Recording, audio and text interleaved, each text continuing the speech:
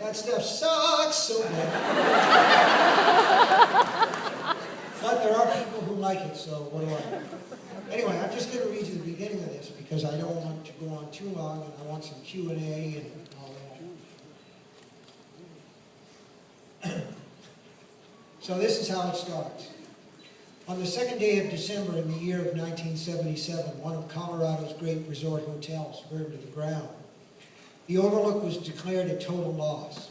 After an investigation, the fire marshal of Jicarilla County ruled that the cause had been a defective boiler. The hotel was closed for the winter when the accident occurred, and only 4 people were present. 3 survived.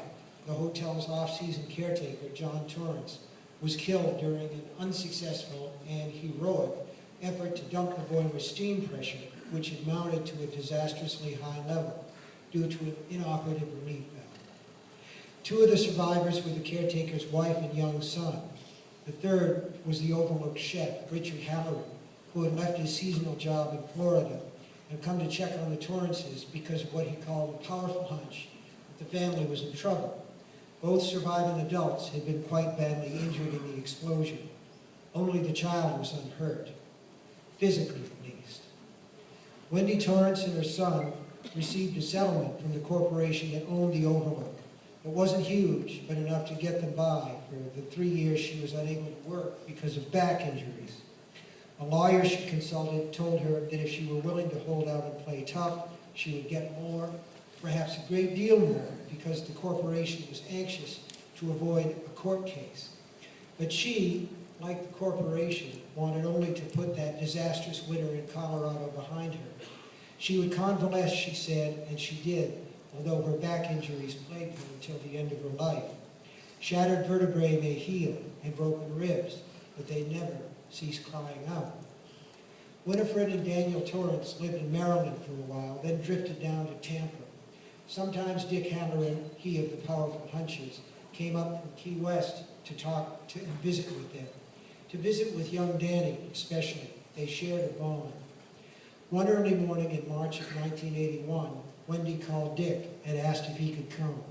Danny, she said, had awakened in the night and told her not to go in the bathroom. After that, he refused to talk at all. He woke up needing to pee. Outside, a strong wind was blowing. It was warm. In Florida, it was almost always warm. But he did not like that sound and supposed he never would. It reminded him of the Overlook, where the defective boiler had been the very least of the dangers. He and his mother lived in a cramped second-floor tenement apartment. Danny left the little room next to his mother's and crossed the hall. The wind gusted, and a dying palm tree beside the building clattered its leaves. The sound was skeletal. They always left the bathroom door open when no one was using it because the lock was broken. Now it was closed, not because his mother was in there, however.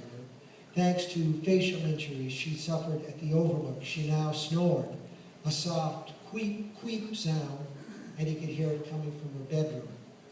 Well, he thought, she closed it by accident, that's all.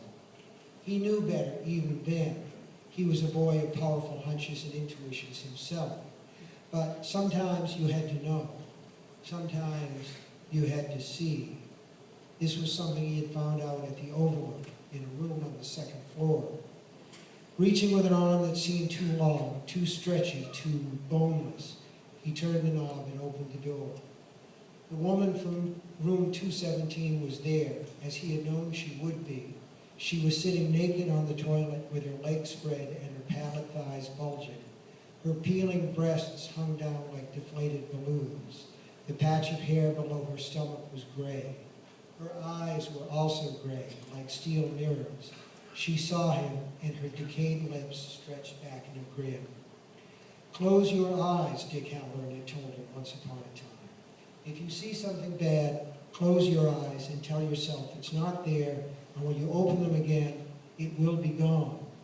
But it hadn't worked in room 217 when he was 5, and it wouldn't work now when he was 8. He knew it. He could smell her. She was decaying. The woman, he knew her name, it was Mrs. Massey, lumbered to her purple feet, holding out her hands to him. The flesh on her arms hung down, almost dripping. She was smiling, the way you do when you see an old friend, or perhaps something good to eat. With an expression that could have been mistaken for calmness, Danny closed the door softly and stepped back. He watched as the knob turned right, left, right again, then still.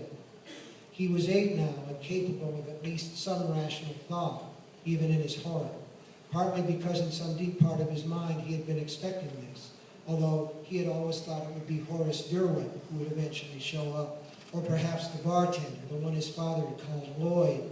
He supposed he should have known it would be Mrs. Massey, though, even before it finally happened, because of all the undead things in the Overlook.